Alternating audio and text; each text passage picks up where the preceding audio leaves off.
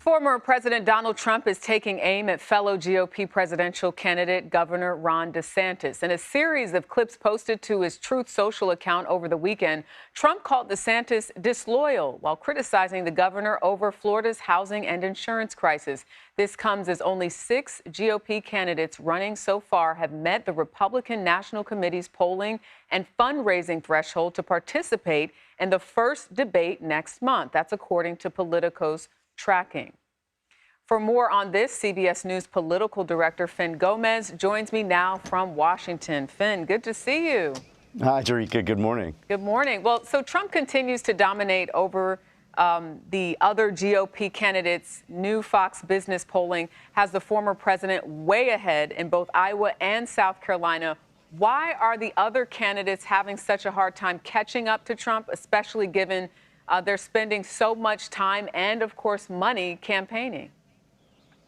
Yeah, in that poll that you cited, Jerika, he's up by 30 points in that Fox Business News poll, above his closest contender and rival, Ron DeSantis, the Florida governor.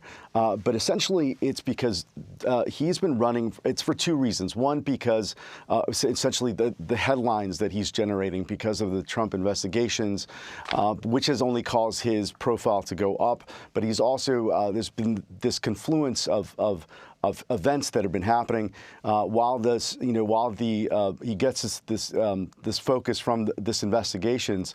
You've also seen his support go up from the base because the majority of those Republicans in the base, as we've seen in recent polling, believe that it's politically motivated and they shouldn't amount to criminal charges. So you had been seeing this effect, this bounce, if you will, from these investigations, from these arraignments, from the looming ones that haven't been set yet.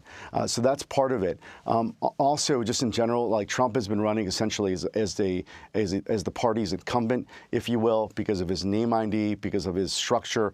It's very hard at this point to get some real competition against Trump amongst his rivals. You haven't really been seeing that much movement in the polls. You know, a handful of GOP 2024 hopefuls have met the Republican National Committee's polling and fundraising marks to participate in that first primary debate next month. But former President Trump is one of them, but indicated he may not even participate. Why wouldn't he do that?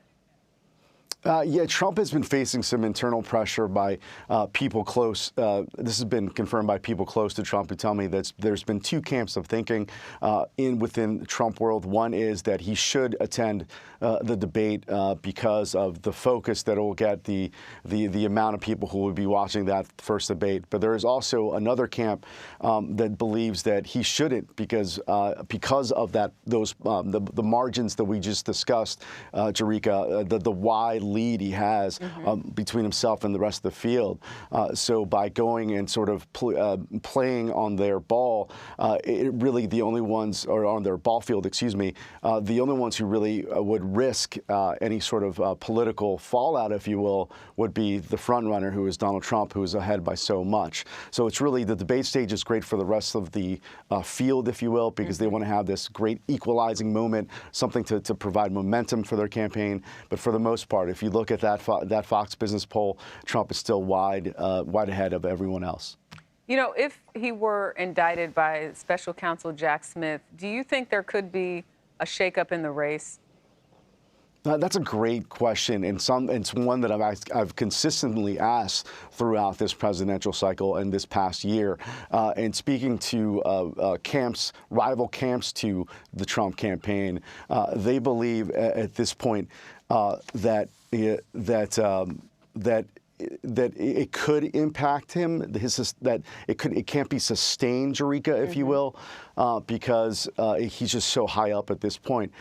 However, there are those who believe that in time, like because of that, there could be a candidate equality issue at a national scale, if you remember that issue from the previous midterm cycle, and then that essentially they'll say, we like Trump, we like his policies, but maybe now it's time to turn the page. So if you're looking at that, that's where they're hoping to, that maybe at some point, like, these investigations will leave enough of a mark to change the dynamic of the race.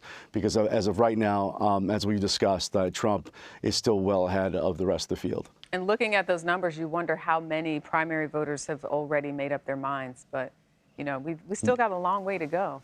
Right, there is a long way to go, and a lot can happen. I mean, it's I think it's 175 days approximately to the Iowa caucuses. That's a political lifetime, and frankly, so a lot can happen. And with these races, as if you look at the previous cycles, a lot does happen. So we'll see. And it always matters in November. Absolutely, so absolutely. We wait to see. Fin Gómez, thank you. Thanks, Tarika.